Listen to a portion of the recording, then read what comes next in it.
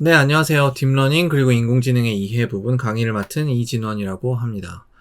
여러분들 앞에서 파트 1, 파트 2를 거치면서 파이썬 강의도 들으셨고, 그리고 데이터 사이언스를 위한 기초 수학에 대한 강의도 들으셨죠. 그래서 이제 본격적으로 딥러닝과 인공지능에 대한 공부를 시작할 시간이 되었습니다.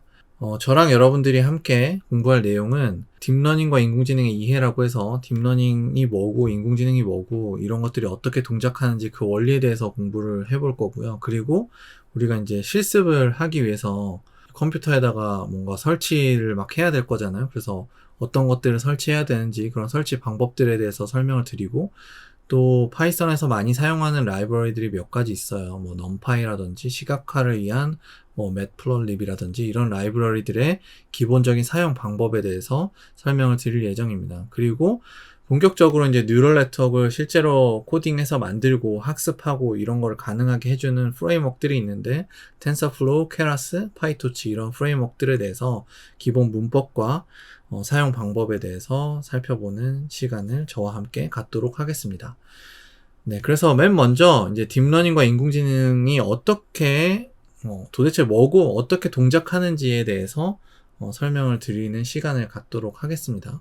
뒤에 가면은 제가 설명드릴 내용들에 대해서 훨씬 더 자세하고 꼼꼼하게 가르쳐 드릴 강의가 준비가 되어 있습니다. 그래서 저는 조금 간략하게 요약을 해서 설명을 드릴 거고요. 그리고 여러분들은 조금 더 가벼운 마음으로 강의를 들으셔도 좋을 것 같습니다. 자, 그러면 이제 본격적으로 시작을 해보도록 할게요. 네, 여러분들이 AI, 머신러닝, 딥러닝 이런 용어 굉장히 많이 들어보셨을 거라고 생각해요. AI는 Artificial Intelligence의 약자죠. 그래서 뭐 지금은 AI의 시대다, 뭐 딥러닝의 시대다 이런 얘기도 많이 들어보셨을 거고요. 뭐 4차 산업혁명으로 인해서 뭐 AI가 중요하다 뭐 이런 얘기도 들어보셨을 거라고 생각해요. 어쩌면 여러분들이 이 강의를 듣는 이유도 그런 이유에서 비롯된 거일 수도 있을 거라고 생각을 합니다. 그래서 일단 용어를 조금 정리를 하고 가려고 하는데요. 실제로 저도 그렇고 많은 사람들이 이 AI, 머신러닝, 딥러닝 이런 거를 그냥 섞어서 혼용해서 사용을 많이 하고 있어요. 그래서 뭐 지금 이거를 굳이 구분하는 게 큰 의미가 있다고 생각하지는 않지만, 그래도 우리는 공부를 하는 입장이니까 실제로 어떤 포함 관계 있는지 좀 살펴보면은, 네, AI가 가장 큰 개념입니다. 그래서 AI, Artificial Intelligence, 인공지능이라고 하는 거는 어떤 사람의 지능을 흉내내고자 하는 모든 분야를 다 AI라고 일컫고요. 그 안에 이제 머신러닝이라고 하는 분야가 있는 겁니다. 그래서 머신러닝은 기계학습이라고 하죠, 우리말로는. 그래서 데이터 드리븐 어프로치라고 써놨는데, 어떤 데이터로부터 학습을 하는 거, 데이터를 이용해서 기계가 스스로 학습하는 분야를 머신러닝이라고 하고요. 머신러닝에 여러 개의 분야가 있는데, 그 중에서 딥 뉴럴 네트워크라고 하는 것을 활용해서 머신러닝을 하는 분야를 딥러닝이라고 부릅니다. 그래서 실제로는 지금 이제 가장 핫한 분야 중에 하나가 이 딥러닝이라고 하는 분야이기 때문에, 뭐 딥러닝을 일컬을 때 뭐 그냥 AI라고도 하고 뭐 혹은 머신러닝이라고도 하고 이렇게 얘기를 하고 있습니다. 하지만 이제 딥러닝의 가장 작은 개념이라는 거 설명을 드리고요.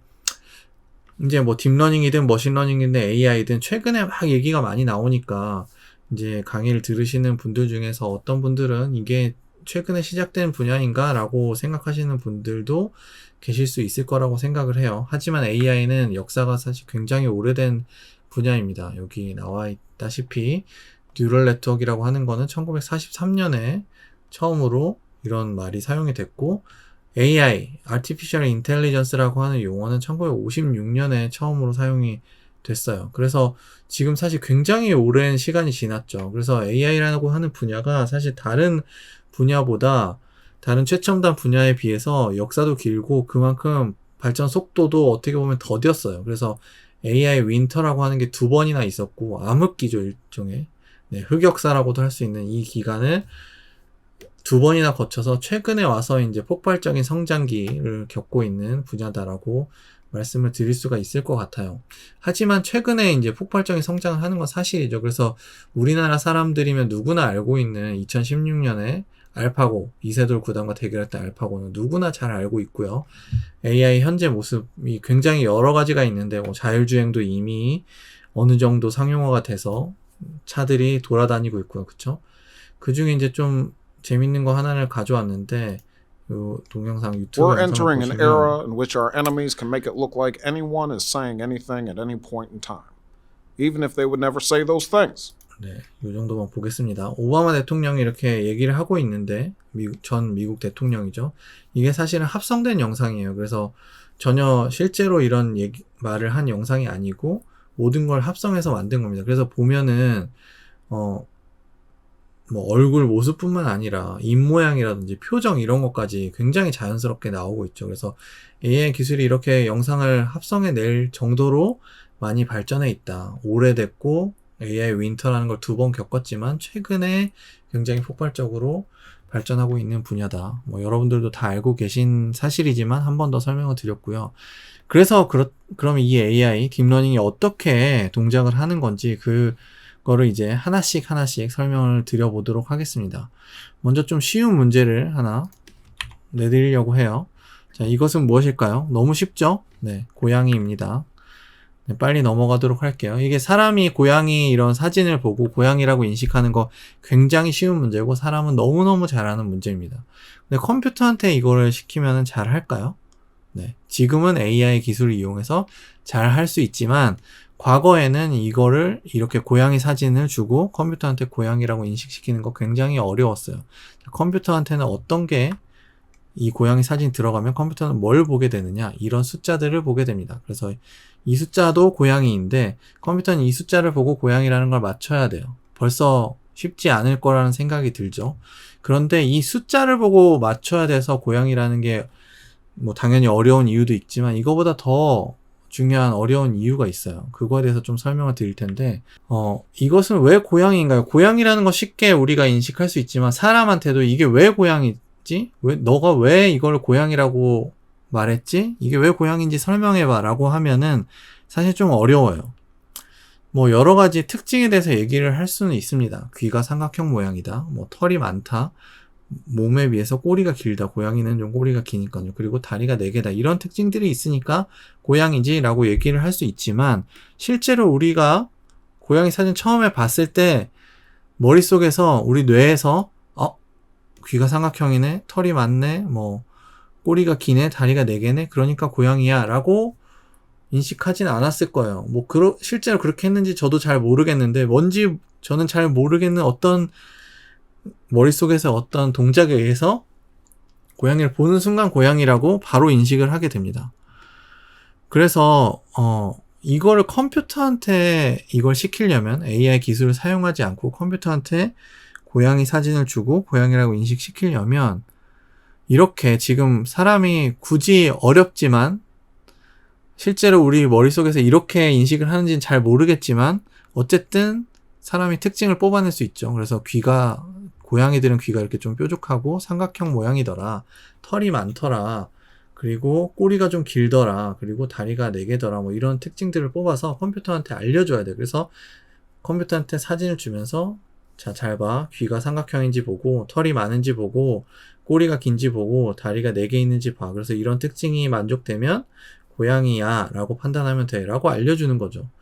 그렇게 규칙이죠. 그러니까 어떤 규칙을 알려주면 컴퓨터는 잘할 수 있어요. 하지만 규칙으로 하기 좀 애매한 것들은 컴퓨터는 좀 하기 어려워합니다. 그래서 우리가 고양이 사진을 주고 컴퓨터한테 고양이라고 인식시키는 걸 이렇게 규칙 기반으로 이런 조건, 이런 4가지 조건 혹은 뭐 이거 이상의 뭐 10가지 조건이 만족하면 고양이야 라고 인식하면 돼 라고 컴퓨터한테 알려줬다고 할 때 사실 그것도 어렵긴 합니다. 왜냐면 꼬리가 길다라는 거 컴퓨터가 어떻게 판단하게 할 거냐. 그러면은 이 사진에서 꼬리가 어디 있는지 찾는 것도 가르쳐 줘야 돼요.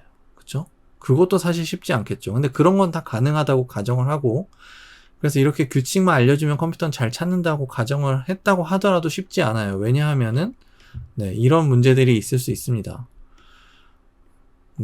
특히 뭐 이 고양이 보면 굉장히 지금 이상한 형태로 누워있죠. 꼬리가 보이지도 않아요. 근데 앞에서 꼬리가 길어야지 고양이라고 했는데 꼬리가 안 보이면 얘는 꼬리가 없으니까 고양이가 아니네 라고 할 수 있겠죠. 이런 식으로.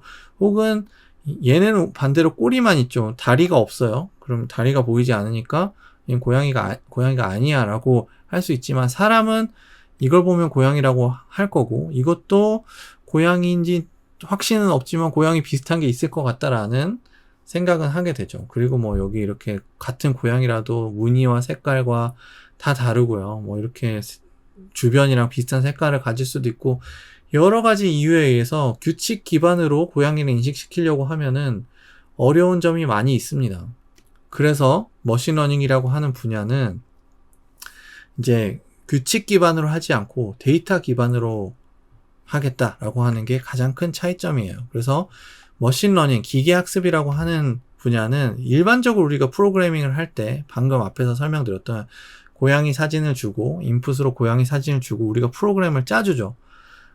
꼬리를 찾는 프로그램을 짜고 꼬리를 찾아서 꼬리의 길이를 재야겠죠. 그리고 몸이랑 뭐 비율을 잰다든지 해서 꼬리가 몸에 비해서 어느 정도 비율 이상이 되면 꼬리가 길다라고 판단을 하게 되고 뭐 다리도 찾아서 다리가 4개인지 판단하는 프로그램 이런 것들을 일일이 다 손으로 코딩을 해서 고양이 이미지랑 넣어주면은 컴퓨터가 그대로 쭉 비교를 해가지고 이거 고양이입니다 아닙니다 아웃풋을 내주는 게 기존에 했던 일반적인 프로그래밍 방법이라면 기계학습 머신러닝에서 하는 방법은 이제 데이터 드리븐으로 하게 돼요.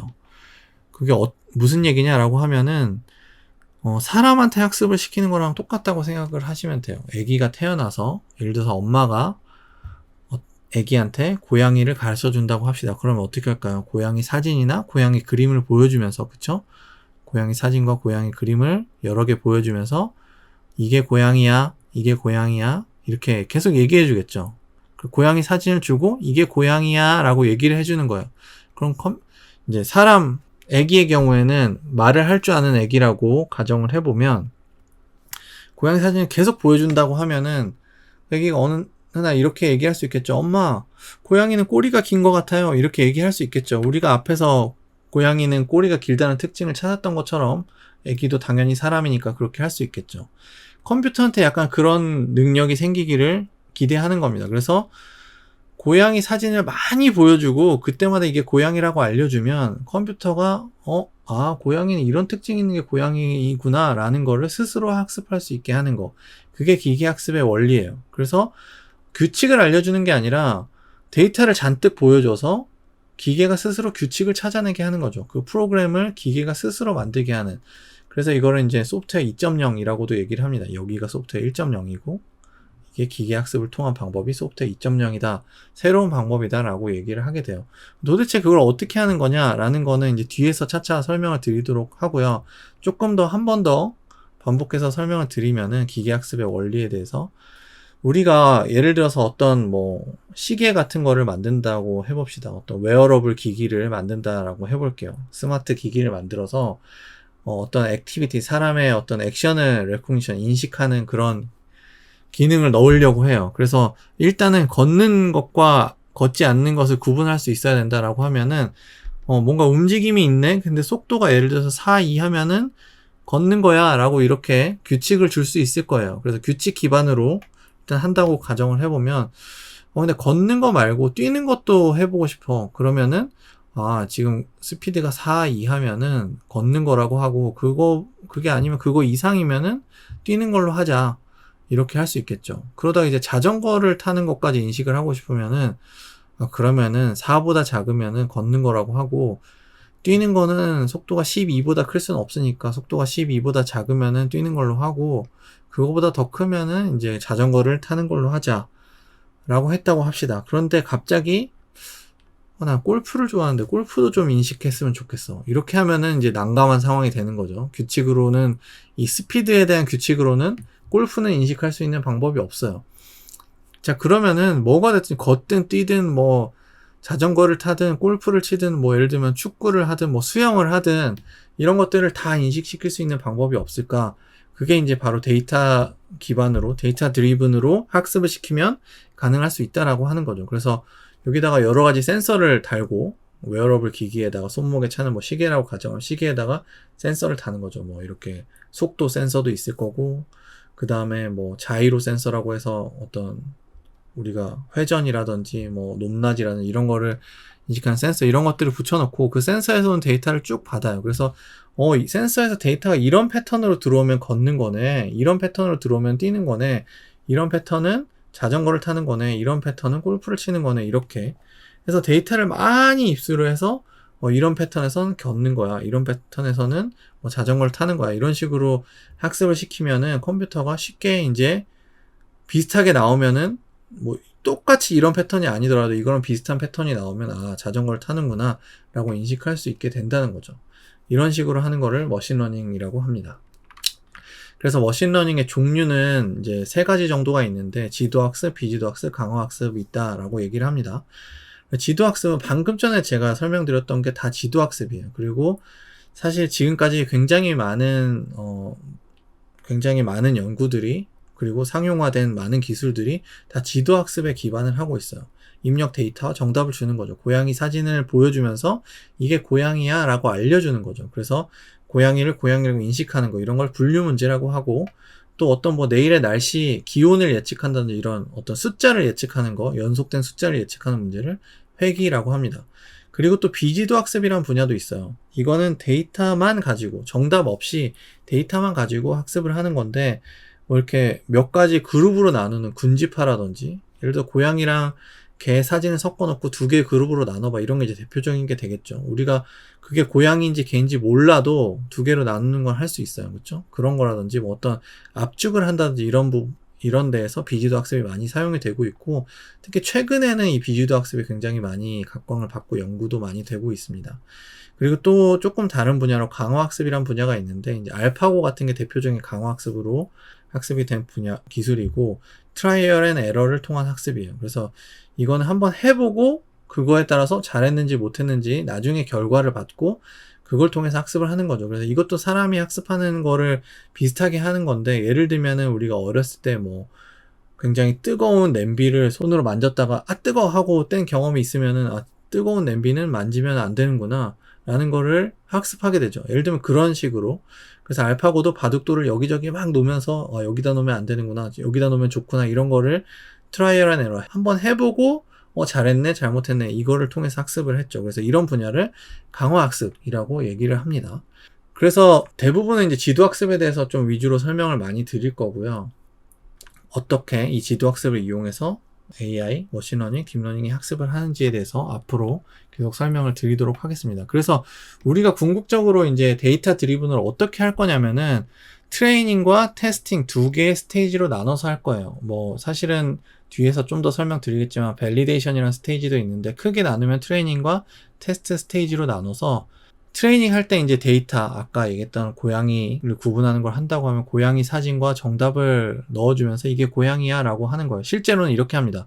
고양이 사진을 넣어주면서 내 뉴럴 네트워크 러닝 시스템 모델이라고 부르는데, 이 뉴럴 네트워크 모델에다가 고양이 사진을 넣어주고 예측을 해보게 해요. 자, 이게 뭘까 맞춰봐 라고 하게 해요. 그래서 이 뉴럴 네트워크 모델이 이게 고양이에요 혹은 고양이가 아니에요 라고 얘기를 하겠죠. 그러면 정답을 알려줍니다. 이건 고양이였어, 이건 고양이 아니었어.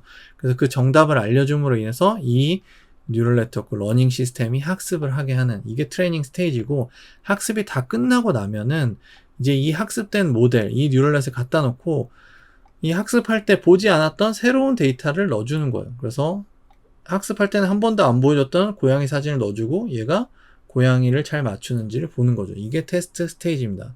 사실 이게 굉장히 중요한 개념이에요. 우리가 머신러닝 혹은 딥러닝을 이용해서 뭔가 어떤 모델이라고 하는 거를 학습할 때, 딥러닝에 한정하면 뉴럴 네트워크 모델이 되겠죠. 이 뉴럴 네트워크 모델을 학습하는 궁극적인 목적이 뭐냐라고 하면은 우리는 뉴 데이터에 대해서 베스트 게스를 하는 거예요. 그러니까 지금까지 보지 못했던 새로운 데이터가 들어왔을 때 그 새로운 데이터에 대해서 올바른 예측을 하는 거, 좋은 예측을 하는 게 우리가 궁극적으로 하고자 하는 겁니다. 이건 너무너무 중요한 사실이니까 여러분들이 머신러닝이든 딥러닝이든 공부할 때 이 사실을 항상 머릿속에 염두에 두고 공부를 하셔야 됩니다. 우리가 원하는 거는 무엇이냐면 우리가 학습할 때 보지 않았던 새로운 데이터, 혹은 지금 현재 존재하지 않은 앞으로 생겨날 새로운 데이터에 대해서 예측을 잘 하는 거예요. 뭐 예를 들어 주식을 예측하는 모델을 만들었다라고 해봅시다. 과거의 데이터는 이미 지나간 데이터잖아요. 그런 거에 대해서 예측을 아무리 잘해봐야 주식 예측 모델은 쓸모가 없겠죠. 앞으로 다가올 미래에 대해서, 앞으로 지금까지는 우리가 갖고 있지 않았던, 보지 못했던 데이터가 왔을 때, 그 시점이 왔을 때 미래에 대해서 예측을 잘 할 수 있는, 보지 못했던 데이터에 대해서 좋은 성능이 나오는 그런 모델을 만드는 게 궁극적인 목적이에요. 그래서 테스트 스테이지, 우리가 결국에는 잘하고 싶은 거는 트레이닝 스테이지에서 성능이 잘 나오는 게 중요한 게 아니고 테스트 스테이지에서 성능이 잘 나오는 게 중요하다라는 거를 제가 꼭 강조를 드리고 싶습니다. 그런데 트레이닝 스테이지에서 잘 못하고 테스트 스테이지에서만 잘할 수 있는 방법은 없겠죠. 만약에 그렇게 됐다고 하면은 그거는 내가 테스트 스테이지를 잘못 만들었을 가능성이 굉장히 높아요. 트레이닝 때 못한 애가 예를 들면은 우리가 모의고사를 한 100번 봤는데 100번의 모의고사 동안에 한 번도 50점을 넘어본 적이 없어요. 그런데 갑자기 실제 시험에서 이 친구가 99점을 받았다, 95점을 받았다, 이렇게 높은 점수가 나올 가능성은 거의 없다고 봐야겠죠. 그러면 만약에 그렇게 됐다면 그 시험이 잘못됐을 수 있겠죠. 그래서 테스트 스테이지에서 잘하는 게 목적인데 그러려면 당연히 트레이닝 스테이지에서 좋은 결과가 있어야 됩니다. 하지만 궁극적인 목적은 테스트 스테이지에서 잘하는 거다. 이 얘기를 드리고요. 첫 번째, 인공지능이 뭔지, 머신러닝이 뭔지, 그래서 데이터 드리븐으로 학습한다는 게 뭔지, 이거에 대해서 강의는 여기까지 하고요. 다음 시간에는 이 데이터에 대해서 한번 얘기하는 시간을 가져보도록 하겠습니다.